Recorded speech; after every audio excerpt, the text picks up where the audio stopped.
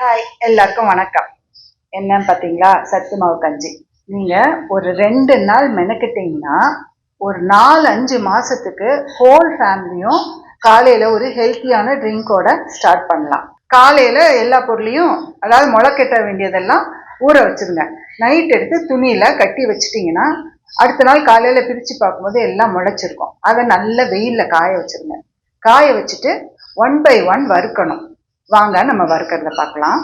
வரகரிசி 200 கிராம், சாமை 200 gram, தெனை 200 gram, இது எல்லாம் சேர்த்து கழுவி காய வச்சு இப்போ இதை நம்ம மீடியம் ஃப்ளேம்லேயே வச்சு மெதுவாக வறுத்துக்கணும்.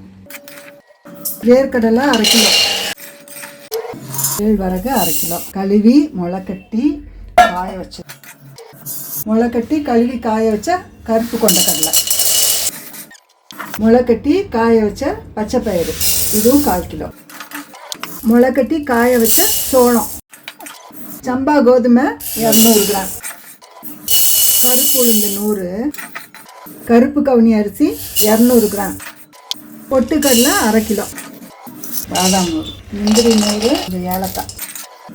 ஏலக்காய் வேண்டாம்னா நீங்கள் ஸ்கிப் பண்ணிக்கலாம். மிஷினில் அரைச்சிட்டு ஆற வச்சுட்டு தூக்கி பாதியை நான் நல்லா பேக் பண்ணி ஃப்ரிட்ஜில் தூக்கி வச்சுட்டேன். நம்ம எவ்வளோ பொருள் போடுறோமோ அவ்வளோ கிடைக்கும். எனக்கு கிட்டத்தட்ட 5 கிலோ கிடச்சிது. நான் 2 கப்பு காய்ச்ச போகிறேன். ஒரு கப்புக்கு 1 ஸ்பூன் சரியாக இருக்கும். திக்காக வேணால் கூட ஒரு 1/2 ஸ்பூன் சேர்த்துக்கோங்க. நல்லா கலக்கிட்டு ஸ்டவ்வை பற்ற வைங்க. அப்புறம் கட்டி பிடிச்சிடும்.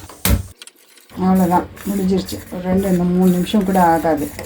எல்லாமே நல்லா வறுத்துருக்குறோம், அதனால் உங்களுக்கு சீக்கிரமே ஆகிடும். நான் நாட்டு சர்க்கரை போடுறேன். நீங்கள் உப்பு வேணால் உப்பு போட்டுக்கலாம். டேஸ்ட்டுக்காக கொஞ்சம் பால் வேணால் சேர்த்துக்கோங்க. பாலையும் ஸ்கிப் பண்ணிக்கலாம், நாட்டு சர்க்கரையும் இது பண்ணிக்கலாம், உப்பு போட்டுக்கலாம். நம்ம விருப்பம்தான். ஆக மொத்தம் நீங்கள் சத்து மாவு எப்படியாவது குழந்தைங்களுக்கும் நீங்களும் சாப்பிட்லாம். எப்படி இருக்குன்னு பார்க்கலாம்.